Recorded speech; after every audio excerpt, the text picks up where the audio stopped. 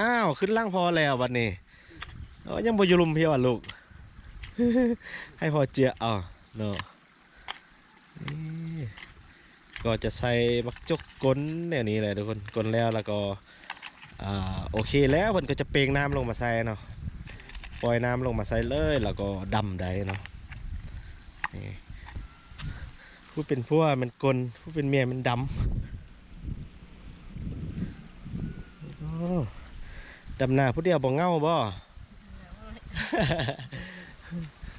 นี่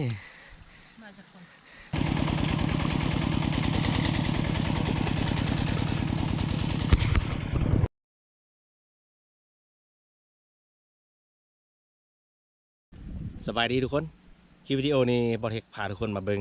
ข้าเจ้าเฮ็ดนาอยู่ที่บ้านสามัคคีไซเมืองไซสถานแขวงสยามบุรีนะทุกคนตอนนี้บอเทคไปเดินทางไปที่บ้านเศร้าเดียวมาทุกคนเนาะบอเทคเลี้ยวมาเห็นข้าเจ้ากำลังเฮ็ดนาอยู่ที่ทุ่งนาบ้านสามัคคีไซเนาะ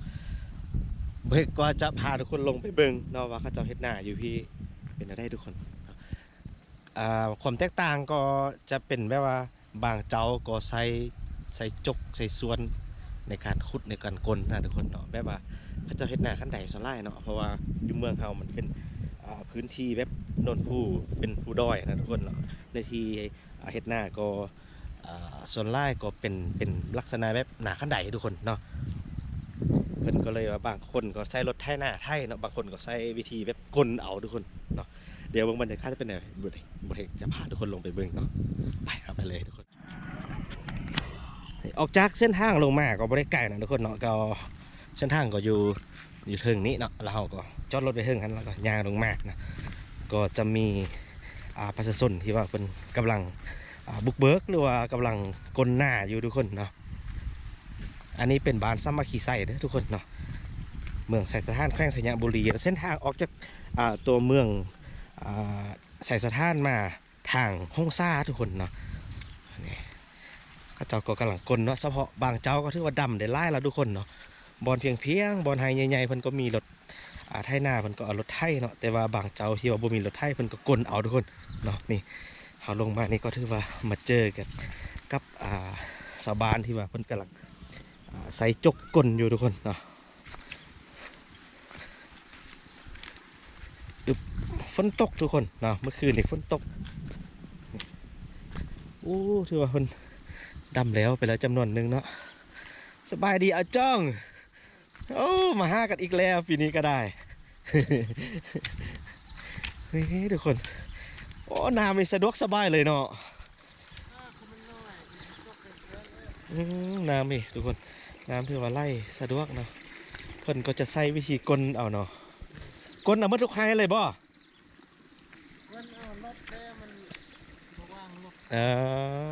ทุกคนเพิ่นก็จะกลแนวนี้เลยเนาะอ๋อคักให้เทิงนั้นจะมีน้ำแล้วทุกคนเพราะว่าบอลเปลงน้ำไทยมันจะอยู่เทิงหันเนาะเพิ่นก็จะเปลงใส่อันให้นี่หลังจากกลแล้วเพิ่นก็จะเปลงน้ำใส่เนาะนี่เปลงใส่แล้วก็ถือว่าดำได้เลยได้ทุกคนนี่อ๋อเพิ่นใส่วิธีแบบกลเอาเลยเนาะนี่งามได้ทุกคนเขาเพิ่นอยู่แถวนี้เนาะงามดีเนาะก็จะมีไส้เดือนเลยทุกคนเนาะเฮ้ยมันยืนควายอยู่ตามนี้เต็มถ้าบนได้มีไส้เดือนนี้คือว่าเขางามเลยทุกคนไส้เดือนนี้ไล่ก็จะเฮ็ดเป็นแบบน้ำหอมน้ำผ้าเนาะบ้านเฮาบ่มีบอลห้าเพียงเนาะจ้องเนาะ นี่ก็จะเป็นไฮลักษณะเป็นขั้นใดลงไปทุกคนไฮน้อยไฮใหญ่ไปเนาะนี่แต่ว่าน้ำเพิ่นเอามาแต่เทิงมันได้น้ำนี่เปลงเอามาจากเทิงมันแล้วก็เปลงมาใส่ตัวไฮนาเลยนะทุกคน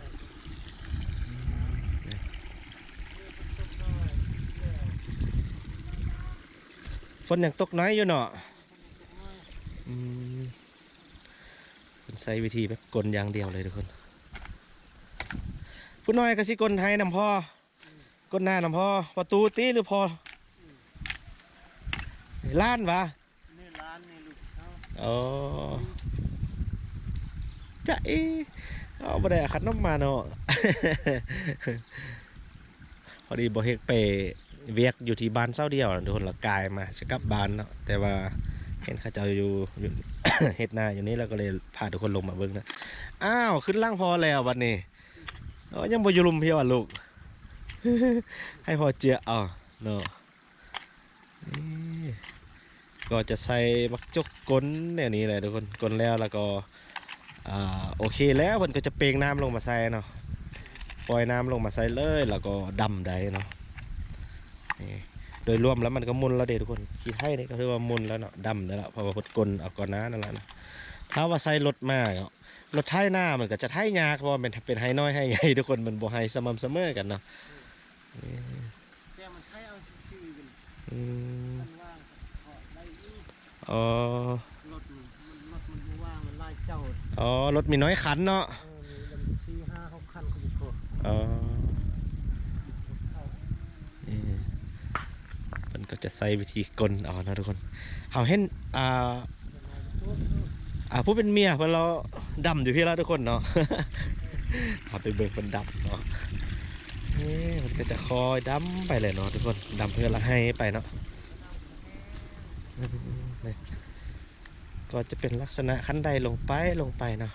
ยูลุมมันก็จะกว้างแดดทุกคนเป็นฮับเพียงเนาะส่วนไล่ก็จะเป็นขั้นใดแบบนี้เนาะ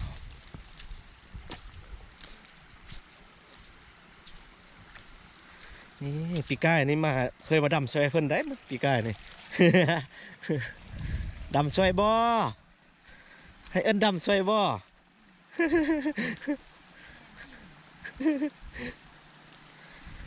นี่คนดำหน้าผู้เดียวเนาะ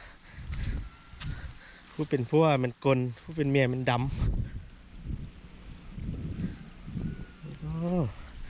ดำหน้าผู้เดียวบ่เงาบ่ นี่มาคนเดียวดำนาเดี๋ยวนั้นเลยเนาะแห้งอิ่มบ่มีน้ำนะ เน่น้ำก็ไล่รัวๆอยู่เด้ ไล่น้อยหนึ่งฝนตกเลยจ้ะแค่น้อยหนึงช่วง3 มื้อนี่ฝนตกเมื่อคืนนี่บ่ตกแห้งบ่บ่อ๋ออยู่ลุมกับข้องเจ้าเนาะอันแล้วดำแล้วเป็นข้องเจ้าหมดวะนั่นของเพี้ยนนี้ของเจ้าก็มีน้ำนี่อ๋อเข็นนั้นศาลานั่นบ่อ๋อก็แล้วจำนวนหนึ่งแล้วทุกคนบางเจ้าทางนั้นก็กำลังดำอยู่ก็มีทุกคนเดี๋ยวไปให้จะพาทุกคนเลาะไปเบิ่งบอลที่ว่าเขาเจ้าดำในไร่คนทุกคนพูดทางนั้นแทงไร่ทุกคนหุ่นดำอยู่กันอยู่หุ่นทางค้าทางดำเนาะจากนั้นไปให้จะพาทุกคนไปหุ่นด้วยทุกคนเนาะ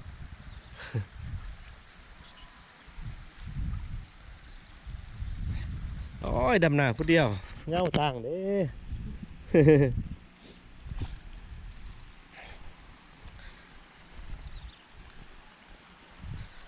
ให้น้อยๆนะทุกคนให้น้อยให้ใหญ่ไป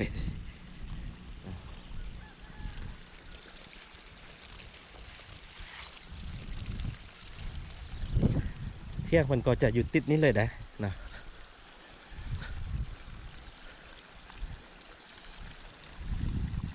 เที่ยงเป็นอยู่ติดนี้เลย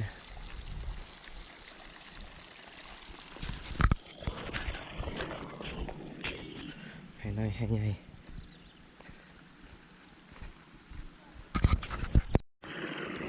ไปทุกคนเราจะยางไป5 บอลคนเลยไล่คุณเนาะอันนั้นคนบ้านกอมัดวะไปทุกอ๋อข้าเจ้า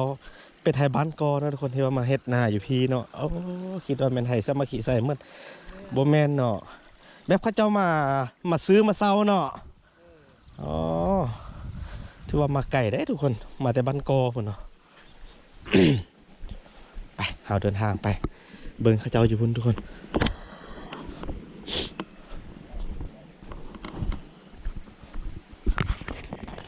เส้นทางไปก็จะประมาณนี้เลยทุกคน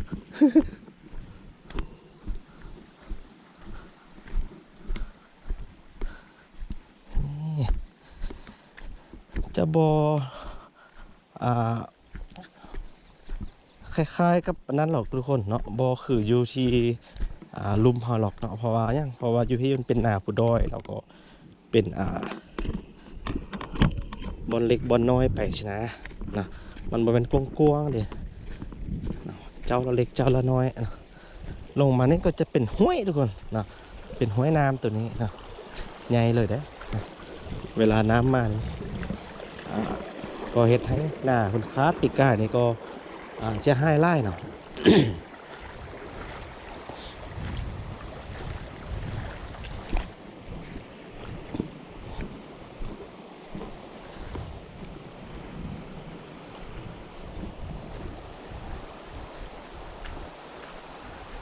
เลอบันดีไปเฮี้ยงมันวะ มาเลาะดำนาซวยสิไปดำนาซวยเขา เออ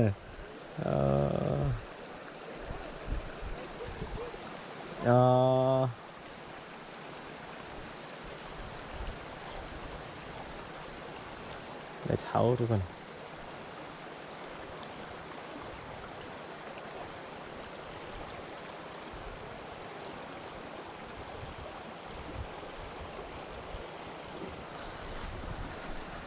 เย็นเลยน้ำนี่บอลขึ้นเขาเจ้าอยู่ใส่เนาะ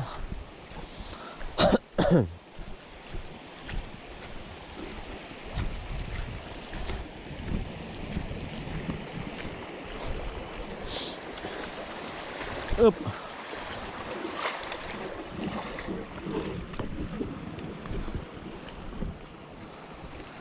ว้าว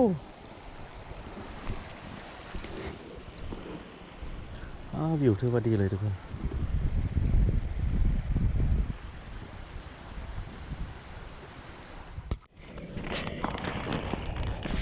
ไปทุกคนไปต่อเนาะจะเป็นดินหน้าทรายทุกคนพื้นลุมนี่ก็จะเป็นขี้ทรายเนาะเขาเนี่ยต้องงามล่าอะไรทุกคนไปทางใดเนาะโอ้อากาศสดชื่นทุกคนเนาะ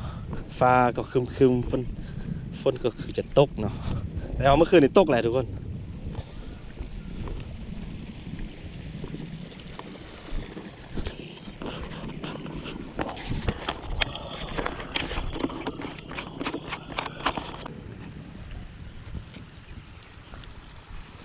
โอ้อันนี้มันโหซี่เขาเรียกว่าสนามข้าเจ้าเนาะโอ้น้ำนี่คือว่าสะดวกสบายเลยไล่พานมานิดเลยทุกคนโอ้เป็นโหซี่เขาแท้ทุกคนเรียกว่าลูกไก่เพิ่นบอกเนาะ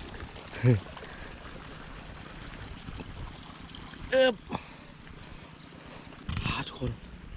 ได้ว่าบรรยากาศที่ว่าตอนนี้ข้าเจ้ากำลังไทยแดดำแดเนาะแล้วก็คนบักหลายๆหนึ่งทุกคน เราเฮกจะยางไป5ข้าเจ้าอยู่ที่บอลข้าเจ้าดำหน้าเลยทุกคนเนาะโอ้ไปหาอะไรบ้างเนี่ย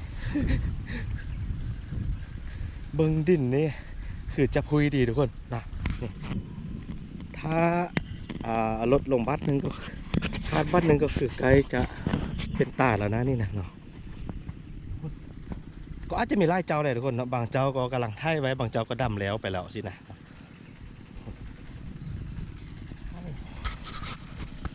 พาทุกคนต้องมีหูเศร้าเลย ไว้จะตามไป5ข้าเจ้าอยู่เนาะ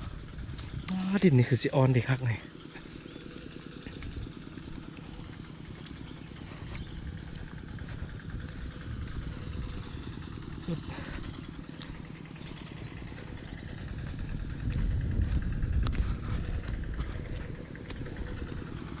ก็จะมีจำนวนหนึ่งที่ว่าคาดแล้วก็จำนวนหนึ่งดำแล้วก็จำนวนหนึ่งลกกาแล้วก็ค้นกามาทุกคนเป็นไส้โอ้ครับบรรยากาศในนี้ก็บ่เห็นอะไรสัมผัสด้นแล้วทุกคนแบบว่าออกจากบ้านมาเนาะแล้วก็บ่ได้กลับบ้านบ่ได้ไปเฮ็ดนาน้ำพ่อน้ำแม่ด้นละเนาะอึ๊บ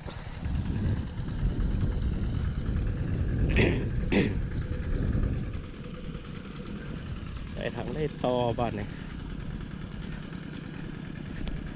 สบายดีโอ้ไปได้บ่บ้านนี้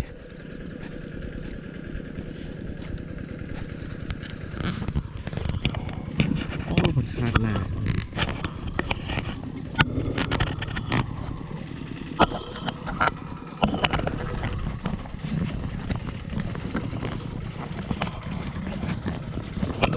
บ้านกอบ่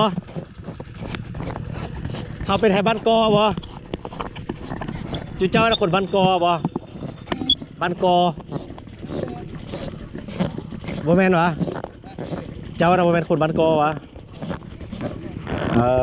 คนละเจ้าเนาะอ๋อ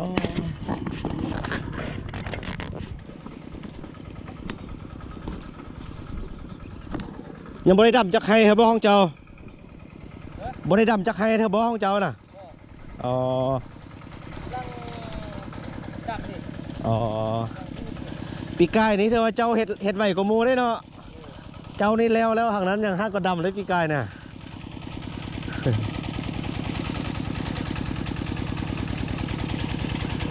ดินอ่อนดีเนาะดินอ่อนดีดินนี้มันมุนดี